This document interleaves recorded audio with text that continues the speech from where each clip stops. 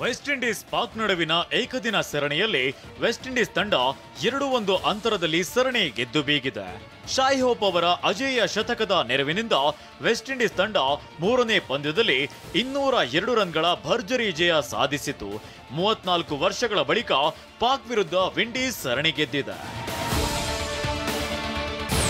Hospitality ಕ್ಷೇತ್ರದಲ್ಲಿ ಜಾಗತಿಕ ವೃತ್ತಿಯ ಕನಸು ಇದೆಯಾ? ಜಾಗತಿಕ ಅಧ್ಯಯನ ಉದ್ಯೋಗ ಅವಕಾಶಗಳೊಂದಿಗೆ ಭಾರತದ ನಂಬರ್ 1 IIHM-ನಲ್ಲಿ ಓದಿ ಪ್ರವೇಶ ಆರಂಭವಾಗಿದೆ. ಈಗಲೇ ಸೇರಿ. ಬೆಂಗಳೂರಿನ ಚಿನ್ನಸ್ವಾಮಿ ಸ್ಟೇಡಿಯಂನಲ್ಲಿ ನಡೆಯಬೇಕಿದ್ದ ಮಹಿಳಾ ಏಕದಿನ ಕ್ರಿಕೆಟ್ ವಿಶ್ವಕಪ್ ಟೂರ್ನಿಯ ಕೆಲ ಪಂದ್ಯಗಳು ಬೇರೆಡೆಗೆ ಸ್ಥಳಾಂತರವಾಗಲು ಸಿದ್ಧತೆ ನಡೆದಿದೆ.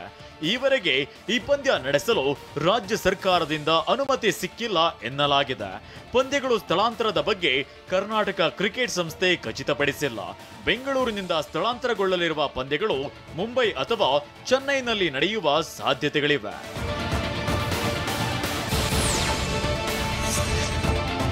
ಭಾರತದ ಮಾಜಿ ಕ್ರಿಕೆಟಿಗ ಸುರೇಶ್ ರೈನಾ ನವದೆಹಲಿಯಲ್ಲಿ ಜಾರಿ ನಿರ್ದೇಶನಾಲಯದ ವಿಚಾರಣೆಗೆ ಹಾಜರಾಗಿದ್ದಾರೆ. ಅಕ್ರಮ ಬೆಟ್ಟಿಂಗ್ ಅಪ್ಲಿಕೇಶನ್ ಸಂಬಂಧಿತ ಹಣ ವರ್ಗಾವಣೆ ಪ್ರಕರಣದಲ್ಲಿ ವಿಚಾರಣೆಗೆ ಹಾಜರಾಗಿದ್ರು. ರೈನಾ ಅವರಿಂದ ಇಡಿ ಅಧಿಕಾರಿಗಳು ಹೇಳಿಕೆ ದಾಖಲಿಸಿಕೊಂಡಿದ್ದಾರೆ ಅಂತ ಮೂಲಗಳು ಹೇಳಿವೆ.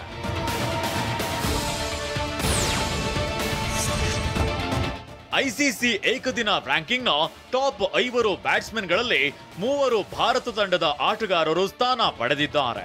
ಮೊದಲ ಸ್ಥಾನದಲ್ಲಿ ಶುಭ್ಮನ್ ಗಿಲ್ ಇದ್ದು, ನಾಯಕ ರೋಹಿತ್ ಶರ್ಮಾ 2ನೇ ಸ್ಥಾನದಲ್ಲಿದ್ದಾರೆ. ಇನ್ನು ಮಾಜಿ ನಾಯಕ ಕಿಂಗ್ ಕೊಹ್ಲಿ 736 ಪಾಯಿಂಟ್ನೊಂದಿಗೆ 4ನೇ ಸ್ಥಾನದಲ್ಲಿದ್ದಾರೆ.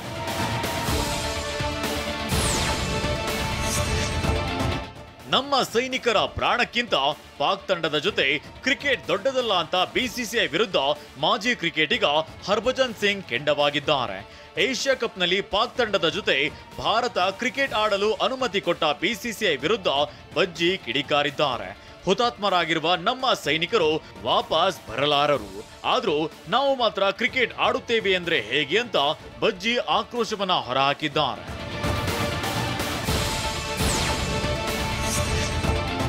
ಅಭಿಮಾನ್ ಸ್ಟುಡಿಯೋದಲ್ಲಿದ್ದ ವಿಷ್ಣುವರ್ಧನ್ ಸಮಾಧಿ ನೆಲಸಮ ಮಾಡಿದ ಬಾಲಣ್ಣ ಕುಟುಂಬದ ನಡೆಗೆ ವಿಷ್ಣುವರ್ಧನ್ ಅಭಿಮಾನಿಗಳ ಸಂಘದ ವೀರಕಪುತ್ರ ಶ್ರೀನಿವಾಸ್ ಬೇಸರ ಹೊರಹಾಕಿದ್ದಾರೆ.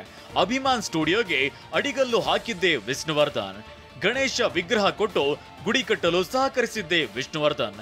ಇಷ್ಟೆಲ್ಲ ಸಹಾಯ ಮಾಡಿದ ವಿಷ್ಣುವರ್ಧನ್ ಅವರಿಗೆ 6 ಅಡಿ 3 ಅಡಿ ಜಾಗ ಕೊಡ್ಲಿಲ್ಲ ಅಂತ ಸೋಷಿಯಲ್ ಮೀಡಿಯಾ ಪೋಸ್ಟ್ ನಲ್ಲಿ ಬೇಸರ ಹೊರಹಾಕಿದ್ದಾರೆ.